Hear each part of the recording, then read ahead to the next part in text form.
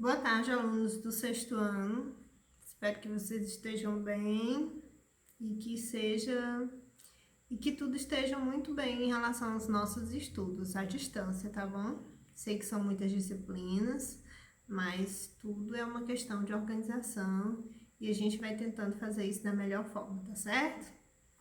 Bom, nós vamos iniciar hoje a história um outro capítulo, que é o capítulo 5 do livro de vocês. Vocês podem até já ir acompanhando no livro a partir da página 90, da 90 a 94, é a referência desse vídeo agora, tá certo? Que é sobre o Egito Antigo. Então, nós vamos estudar essa civilização, vamos ver a questão da religião dos antigos egípcios, que era politeísta, vamos ver a questão da mumificação, da adoração de deuses, mais especialmente a relação política que esse povo detinha nessa época, ok? Então eu vou começar falando das questões mais marcantes em relação às características dessa sociedade, como que ela era, como que ela estava organizada. Primeiro, que assim como os povos da Mesopotâmia, o Egito também era considerado uma sociedade hidráulica, porque essas populações elas se fixaram, elas se sedentarizaram à margem de um rio, que é o Rio Nilo, que também vai ser protagonista nessa história. Eu não sei se vocês lembram, mas eu disse para vocês que o Rio Tigre e Eufrates eram os protagonistas da história do povo que povoou a Mesopotâmia. Pois é, aqui o Rio Nilo também vai ser muito importante. Então é ele que vai dar condições de sobrevivência aos povos egípcios. Então, como sociedade hidráulica, a base da economia dos egípcios vai ser também a agricultura. Então, existe uma produção agrícola se desenvolvendo por meio do Rio Nilo. A religião desses povos não podia ser diferente, ela era politeísta, vocês vão ver pela primeira vez o monoteísmo muito tempo depois, não muito tempo depois, mas em outro capítulo, que vai ser com os povos hebreus. Então, até então, nas sociedades antigas, o que prevalecia era essa religião politeísta, ou seja, caracterizada pelo culto a vários deuses. Poli significa muitos, teísmo, Deus, deuses. Então, politeísmo é o culto a vários deuses. Todas essas populações da sociedade antiga, eles eram politeístas. E como eu falei, toda a manifestação religiosa dessa adoração a vários deuses, ela se diferenciava de sociedade para sociedade. Por exemplo, os povos da Mesopotâmia também eram politeístas, mas eram deuses diferentes, por exemplo, dos egípcios. Os egípcios cultuavam deuses híbridos, quer dizer que metade a figura, né? Metade humana, metade animal. Então eram deuses diferentes.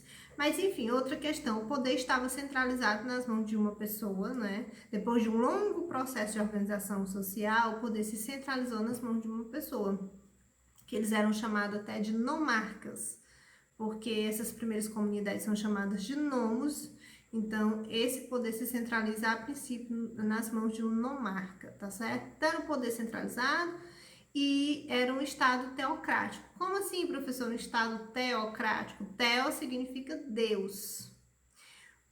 O que quer dizer isso? Que aquele rei, aquele líder daquela sociedade, ela vai governar de acordo com princípios divinos. Ao mesmo tempo, ela vai ser endeusada, porque todas as questões ali, todas as questões de sociedade, para serem resolvidas, elas vão adquirir um caráter divino. Então, a gente chama essa característica de estado teocrático, tá certo? E era uma sociedade extremamente estamental, tá? Então, vou explicar o que é estamental. Estamental é uma sociedade muito dividida em classes sociais, existia uma desigualdade social muito grande, não é? Mas que não havia condições de um grupo social passar para outro grupo social. Por exemplo, quem nascia camponês morria camponês, quem nascia nobre ia morrer nobre, porque não havia a possibilidade de migrar socialmente, de ascender socialmente, não é? Não existia, eram proibidos casamentos entre classes diferentes, então a pessoa geralmente não tinha oportunidade de subir na vida, né? Se nasceu rico ia morrer rico, se nasceu pobre ia morrer pobre. Era uma característica também da sociedade egípcia. Então, lembrando, não é? todas essas características que a gente viu. Era uma sociedade hidráulica, o poder passou a se concentrar nas mãos de uma única pessoa, a religião era politeísta, eles adoravam vários deuses, a base da economia era a agricultura, e existia uma sociedade estamental, que era dividida em classes sociais, e essas classes sociais elas não mudavam, né? Elas continuavam no mesmo lugar, tinham o mesmo status social. Pois bem, continuando, nós temos aí a frase de um historiador, de um pensador da Grécia Antiga, que ele diz o seguinte: o Egito é uma dádiva do Nilo, no caso fazendo referência ao rio Nilo. Então é como se, na verdade, o Egito fosse um fruto do que o rio Nilo pôde propor, pôde acabar propiciando. Aquela sociedade ela não se desenvolveria ali se não fosse o rio Nilo, até porque essa região do Egito ela é árida, não é? Só foi possível a agricultura por conta do rio Nilo, tá certo? Então, só para a gente se situar, eu coloquei aí a imagem, a frase do historiador Heródoto, para que a gente entenda que, na verdade, essa sociedade, assim como os mesopotâmicos, eles tiveram como grande influência na questão do seu desenvolvimento o favorecimento dos rios, e no caso do Egito, do rio Nilo. O Egito fica localizado na África, tá bom? Para a gente se situar geograficamente, o Egito fica situado no nordeste da África, e essa região em que os egípcios se sedentarizaram, ela é cortada pelo rio Nilo. O principal rio dessa região é o rio Nilo, como vocês podem ver. Então, a civilização egípcia, ela se desenvolveu, ela prosperou às margens do rio Nilo, né? Ela foi desenvolvendo a agricultura, assim como os mesopotâmicos, a partir da sua relação estreita com o rio Nilo. Então, um dependia do outro, sendo que a sociedade egípcia só se desenvolve pelo que é propiciado através do rio Nilo. Agora a gente vai voltar um pouquinho, só para eu citar novamente uma expressão que eu falei na outra aula, que foi sobre crescente fértil, quando a gente estudava a Mesopotâmia. Eu acho que vocês lembram, né? Mesopotâmia também é conhecido como a região do crescente fértil. Pois é, eu trouxe o mapa para mostrar para vocês. O crescente fértil, na verdade, é toda a região que vai envolver tanto a região lá da Mesopotâmia, em que vai aparecer os dois rios importantes, que é o rio Tigre e Eufrates, até o nordeste da África, que vai aí ser cortado pelo rio Nilo. Não sei se vocês estão podendo observar. Por que o nome crescente fértil, professora? Justamente por isso, porque ele faz esse formato de meia lua. Ele vai lá desde a região do Iraque, que hoje o Iraque é o que teria sido a região da Mesopotâmia, até a região do Egito, tá? Que fica no nordeste da África. Então, é aí que nós chamamos de crescente fértil. Então, o Egito está, sim, localizado nessa região intitulada de crescente fértil, que recebe esse nome porque civilizações começaram a se fixar nessa região e a desenvolver bastante a agricultura. Através dos rios que permeavam essa região. No caso dos mesopotâmicos, os rios Tigre e Eufrates. No caso do Egito, o rio Nilo.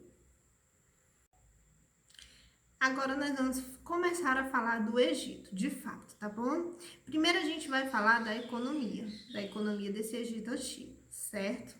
Nós dizemos que essa economia ela era baseada em um modo de produção chamado modo de produção asiático, né? Os antigos historiadores designaram modo de produção asiático a todas as civilizações que começaram a se desenvolver a partir, por exemplo, da Mesopotâmia. Caracterizado pelo quê? O Estado, que no caso ali tem a pessoa do faraó, ele era o próprio Estado, né? O faraó era o rei que mandava em tudo. Ele detinha todas as terras e ele ia organizando, ele ia dividindo essas terras para que os agricultores pudessem cultivar nessas terras e pagar ao Estado em forma de imposto os produtos que eles adquirissem com o cultivo da terra. Então, a esse modo de produção, nós vamos chamar de modo de produção asiático, porque vai se desenvolver ali na região da Ásia. Mas, hoje em dia, a gente já questiona isso, porque na América, as primeiras civilizações aqui da América tinham também essa característica, né? Da pessoa, do líder político concentrar todas as terras e fazer essa divisão para que houvesse o retorno em forma de imposto, ok? Mas, enfim, esse era o modo de produção do Egito. O faraó organizava as terras onde ele dominava, onde ele tinha domínio, e aí havia o retorno em forma de tributo, de imposto, por meio daquilo que se produzia nas terras. Os períodos para que a gente possa estudar a história do Egito. Os historiadores, para que fosse mais acessível e compreensível essa história do Egito, já que é uma história um pouco longa, eles dividiram em basicamente 2 períodos, chamado de período pré-dinástico e o período dinástico, tá certo? Então, hoje a gente vai ver basicamente o período pré-dinástico, que vai do ano 5.000 anos antes de Cristo até o ano 3.200 antes de Cristo. E depois o período dinástico, que vai do ano 3.200 a.C. até 520 a.C. Então, essa é a divisão que está no livro de história de vocês e que é usada pelos historiadores. Então, vamos começar falando da questão da sedentarização nessa região do Egito, até a formação dos nomos e depois na formação do Estado do Egito, tá certo? Esses povos se fixaram na região do Nilo e foram se fixando, se sedentarizando no decorrer de todo o rio Nilo. E aí, essas primeiras sedentarizações, elas tiveram uma organização social diferente, eram comunidades, e essas comunidades eram chamadas de nomos. Quem era o líder desse nomo era chamado como? Eles eram chamados de nomarcas, tá certo? Nomarca era aquele chefe familiar que acabou liderando toda aquela comunidade, né? Que na maioria faziam parte dos seus parentescos diretos. Depois de algum tempo, houve essa divisão do Alto e do Baixo Egito. Os nomos se unificaram, né? E aí foi eleito, quase que naturalmente, quem era o líder daquele nome. Então, houve a unificação desses nomes e uma divisão territorial do Alto Egito e do Baixo Egito. Então, alguns nomes ficaram localizados na região que é o Alto Egito, na região norte, e outros situados na região do Baixo Egito. É até que houve a unificação desses nomes. O rei dos nomes do Alto Egito, ele unificou, ele tomou a região do Baixo Egito e unificou-se todo esse território, e surge aí o primeiro faraó, que é conhecido como Menes I. Então, vamos prestar atenção, nós temos algo muito importante que aconteceu no Egito nesse momento, que foi a centralização do poder na figura de um único líder, que vai ser chamado agora de faraó. Então, a nossa história política, de fato, ela começa aqui, né, com a unificação e com o primeiro faraó, que é Menes I, como vocês podem ver aí no slide, um resumozinho dessa história que eu trouxe para vocês.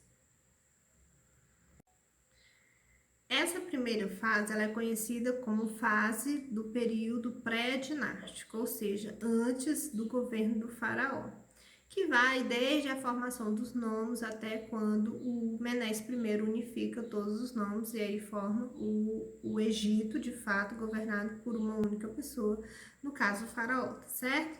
Então aí nós temos uma figura que vai dar início ao que a gente vai chamar agora de período dinástico, tá? O período dinástico nós temos agora um único líder. Por quê? Porque o poder foi centralizado nas mãos de uma pessoa, que é o faraó. Então ele vai usar uma coroa que vai nos dar a ideia de que houve essa unificação territorial do Alto e do Baixo Egito. Então, geralmente, ele usava a coroa, uma dupla coroa na cor branca e vermelha. A cor branca simbolizava o rei do Alto Egito e a coroa vermelha simbolizava o rei do Baixo Egito. Então, ali em uma única cabeça, ou seja, um único rei que governa ambos os territórios, tá certo? Quando o Egito entrava em guerra, esse faraó usava a coroa azul, que já era uma alusão de que ele era o rei de todo esse território, do Alto e do Baixo Egito. Mas, enfim, agora inicia-se o período dinástico, que é a partir do primeiro faraó.